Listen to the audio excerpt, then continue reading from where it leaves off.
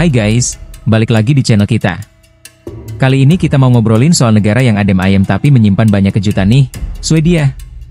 Penasaran kan kenapa negara yang terkenal dengan IKEA dan ABBA ini punya daya tarik yang bikin banyak orang pengen ke sana? Yuk, ikutin terus video ini sampai habis buat tahu lebih banyak tentang Swedia. Negara ini kayak badannya Skandinavia, memanjang gitu dari atas ke bawah. Di sebelah baratnya tuh ada Norwegia yang kayak punggungnya. Terus di timur lautnya ada Finlandia yang kayak kepalanya, dikit nyambung gitu. Nah, di sebelah timurnya lagi, ada Laut Baltik yang memisahkannya dari negara-negara kayak Estonia, Latvia, sama Lituania. Bagian selatannya Swedia itu lumayan dekat sama Denmark, bahkan ada jembatan keren banget yang menghubungkan dua negara ini. Terus, kalau kamu lihat ke arah barat daya lagi, di seberang selat kecil, udah deh ketemu sama Jerman. Jadi, posisinya tuh kayak jembatan penghubung antara wilayah Skandinavia sama daratan Eropa lainnya. Karena letaknya yang lumayan ke utara itu, Swedia punya ciri khas musim yang cukup ekstrim. Musim panasnya bisa dibilang cukup singkat tapi cerah banget, nah pas musim dinginnya bisa panjang dan gelap, apalagi di bagian utara. Tapi justru itu yang bikin Swedia punya pemandangan alam yang unik, kayak fenomena Midnight Sun pas musim panas sama Aurora Borealis atau lampu utara pas musim dingin. Jadi, letaknya itu ngasih Swedia karakter yang kuat banget deh. Kalau ngomongin soal berapa banyak sih orang yang tinggal di Swedia, angkanya tuh nggak sebanyak negara-negara raksasa kayak Indonesia atau Cina gitu ya. Bayangin aja, penduduk Swedia itu kayaknya masih di bawah 11 juta jiwa deh, perkiraan kasarnya sih sekitar segitu. Jadi, kalau dibandingin sama Jakarta aja, kayaknya masih kalah rame deh Swedia ini. Nah, walaupun jumlah penduduknya nggak terlalu banyak, tapi Swedia ini termasuk negara yang cukup luas wilayahnya. Jadi, bisa dibilang kepadatan penduduknya tuh nggak terlalu tinggi. Kamu bisa bayangin kan, dengan wilayah yang lumayan gede tapi penduduknya nggak terlalu banyak, pasti suasananya jadi lebih tenang dan nggak terlalu sumpek. Kebanyakan penduduk Swedia itu tinggal di wilayah selatan dan tengah negara itu, terutama di kota-kota besar kayak Stockholm, ibu kotanya, Gothenburg, sama Malmö. Kalau kamu makin ke utara, penduduknya tuh makin sedikit karena kondisi alamnya juga lebih menantang. Jadi, meskipun satu negara, tapi keramaiannya tuh beda-beda di tiap wilayah. Intinya sih, Swedia itu negaranya luas, tapi penduduknya nggak terlalu padat, jadi masih banyak ruang buat bernapas lah ya. Kalau ngomongin kemerdekaan Swedia nih, sebenarnya ceritanya agak beda sama negara-negara lain yang mungkin kita sering dengerin perjuangan fisik buat lepas dari penjajah. Swedia itu kayak udah punya identitas sendiri gitu dari dulu kala. Jadi, nggak ada satu tanggal spesifik yang benar-benar jadi hari kemerdekaan kayak 17 Agustus di Indonesia misalnya. Dulu tuh, Swedia sempat jadi bagian dari Uni sama Denmark dan Norwegia, namanya Uni Kalmar, sekitar abad ke-14 sampai awal abad ke-16. Nah, di masa-masa itu, ya namanya juga Uni, pasti ada aja gesekan kepentingan. Orang-orang Swedia tuh lama-kelamaan ngerasa kayak, kok gini-gini aja sih? Akhirnya, muncul deh tokoh-tokoh kayak Gustav Vasa yang memimpin pemberontakan dan berhasil keluar dari Uni Kalmar di tahun 1523. Nah, momen naiknya Gustav Vasa jadi raja ini sering dianggap sebagai titik penting lahirnya Swedia sebagai negara yang lebih mandiri. Setelah itu, Swedia terus berkembang jadi kerajaan yang kuat di kawasan Baltik. Sempat juga terlibat perang sana-sini buat mempertahankan wilayah dan kekuasaan. Tapi, intinya sih, dari abad ke-16 itu, Swedia udah punya garis kepemimpinan sendiri dan makin solid sebagai sebuah negara.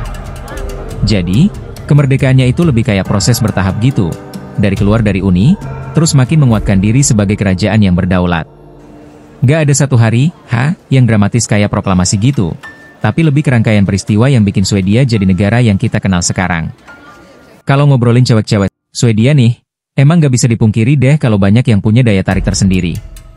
Coba bayangin aja, sering banget kan kita lihat di film atau foto-foto, perempuan Swedia tuh rata-rata tinggi semampai, rambutnya pirang, matanya biru atau hijau yang bikin adem.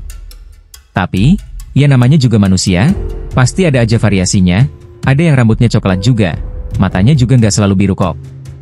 Yang bikin menarik lagi, selain dari penampilan fisik, cewek-cewek Swedia tuh biasanya punya pembawaan yang santai tapi tetap elegan gitu. Mereka tuh kayak nggak terlalu ribet sama penampilan yang berlebihan, tapi tetap aja kelihatan stylish dan percaya diri. Mungkin karena di sana juga udaranya sejuk ya, jadi kulit mereka juga kelihatan sehat dan glowing alami gitu. Terus, nggak cuma soal fisik aja loh. Perempuan Swedia juga dikenal punya pendidikan yang bagus dan mandiri. Kesetaraan gender di sana juga udah jauh lebih maju dibanding banyak negara lain. Jadi, selain cantik, mereka juga pintar dan punya pandangan yang luas. Perpaduan antara penampilan yang menarik, kepribadian yang kuat, dan wawasan yang luas inilah yang bikin banyak orang terpesona sama wanita-wanita dari Swedia. Pokoknya, kalau ketemu cewek Swedia tuh kesannya kayak, wah, paket lengkap nih, gitu deh.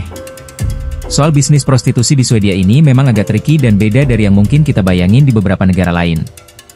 Jadi gini, di Swedia itu, yang ilegal tuh justru membeli seks, bukan menjualnya. Undang-undang mereka, yang udah ada sejak tahun 1999, itu fokusnya buat mengurangi permintaan terhadap prostitusi. Jadi, kalau ada yang ketahuan beli jasa seks, dialah yang bisa kena pidana, bukan si penjualnya. Filosofi dibaliknya tuh, mereka pengen ngelindungin orang-orang yang rentan dan seringkali terpaksa masuk ke dunia prostitusi. Dengan kriminalisasi pembeli, harapannya bisnis ini jadi nggak menarik lagi dan lama-lama menghilang. Pemerintah Swedia juga punya program-program dukungan buat orang-orang yang pengen keluar dari prostitusi. Nah, karena yang dilarang itu membeli, bukan menjual, jadi secara teknis nggak ada bisnis prostitusi yang legal, dalam artian kayak ada lokalisasi atau izin usaha gitu. Tapi, ya namanya juga kehidupan, praktik prostitusi itu sendiri ya tetap aja ada, meskipun nggak terang-terangan dan sifatnya lebih tersembunyi. Jadi, situasinya tuh agak abu-abu gitu deh. Nggak sepenuhnya legal, tapi yang dikejar sama hukum itu justru pelanggannya, bukan yang menjual jasanya. Ini model yang cukup unik dan beda dari kebanyakan negara lain yang melegalkan atau malah sepenuhnya melarang prostitusi. Nah, kalau ngomongin kerjaan orang Swedia nih, bayangin aja negara maju gitu. Jadi sektor ekonominya juga udah lumayan beragam. Dulu sih, Swedia ini terkenal banget sama industri beratnya kayak pertambangan, kehutanan, sama baja. Sampai sekarang juga sektor-sektor itu masih penting, tapi udah nggak jadi yang paling dominan lagi. Sekarang ini, banyak banget orang Swedia yang kerjanya di bidang jasa. Coba deh kamu pikirin aja, ada sektor teknologi informasi yang maju banget, banyak startup keren juga loh dari sana. Terus, ada juga sektor jasa keuangan, pariwisata yang lumayan rame apalagi pas musim panas atau musim dingin buat lihat aurora. Pendidikan sama kesehatan juga jadi penyedia lapangan kerja yang besar karena memang diurusin dengan baik di sana. Selain itu, Swedia juga punya industri manufaktur yang canggih, nggak cuma baja lagi tapi juga otomotif, inget Volvo sama Scania kan, telekomunikasi, dulu Ericsson jaya banget, sama farmasi. Mereka juga jago banget soal desain dan produk-produk rumah tangga yang fungsional dan estetik. Ya, IKEA lagi.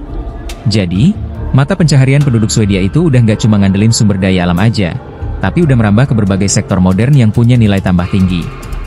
Orang-orangnya juga punya tingkat pendidikan yang tinggi, jadi kualitas tenaga kerjanya juga bagus. Intinya sih, ekonominya udah maju dan beragam, jadi pilihan kerjanya juga banyak. Biar liburanmu makin lancar jaya dan gak ada kejadian awkward, ada beberapa hal nih yang sebaiknya kamu hindari biar nggak salah tingkah di sana. Pertama, jangan sekali-kali nyepelin antrean. Orang Swedia itu super disiplin soal antre. Jadi, meskipun kelihatannya nggak ada barisan yang jelas, biasanya orang udah punya urutan sendiri dalam pikiran mereka. Langsung nyelonong gitu bisa dianggap nggak sopan banget. Sabar aja ya, pasti kebagian kok. Terus, soal kesopanan dasar juga penting. Jangan berisik di tempat umum, apalagi di transportasi umum atau perpustakaan. Mereka tuh menghargai banget ketenangan. Kalau ngobrol juga jangan terlalu kencang ya. Nah, ini juga penting nih, jangan lupa bilang, hej, hai, dan, tak, terima kasih. Mereka menghargai banget usaha kita buat ngomong bahasa mereka meskipun cuma sedikit. Kalau dilayanin atau dibantu, jangan lupa ucapin terima kasih ya. Soal minuman beralkohol juga perlu diperhatikan.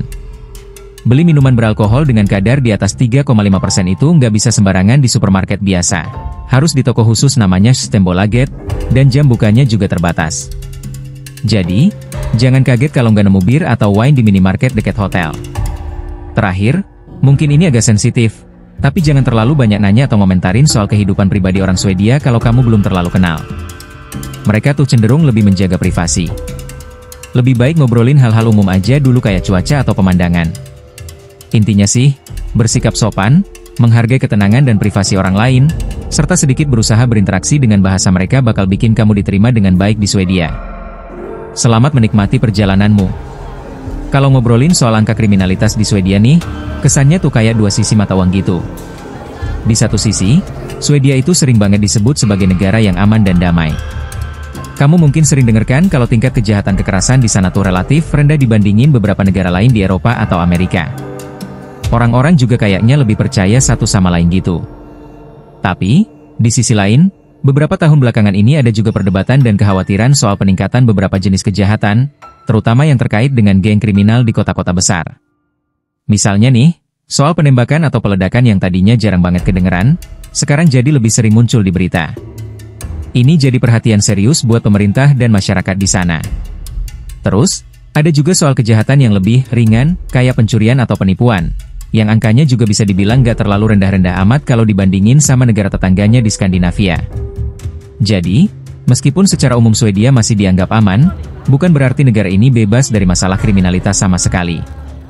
Intinya sih, situasinya tuh gak bisa dibilang hitam putih. Ada sisi keamanan dan ketenangan yang kuat, tapi ada juga tantangan dan peningkatan di beberapa jenis kejahatan yang perlu diwaspadai. Jadi, sebagai turis atau pendatang, tetap penting buat kita buat jaga diri dan waspada sama lingkungan sekitar, meskipun Swedia terkenal aman.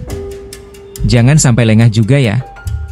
Nah, itu dia sedikit obrolan kita soal Swedia kali ini. Gimana? Jadi makin pengen kesana kan? Dari alamnya yang bikin betah, orang-orangnya yang kalem tapi kreatif, sampai fakta-fakta menarik lainnya, Swedia emang punya daya tarik tersendiri. Jangan lupa like, komen, dan subscribe buat video-video menarik lainnya ya. Sampai jumpa di video berikutnya.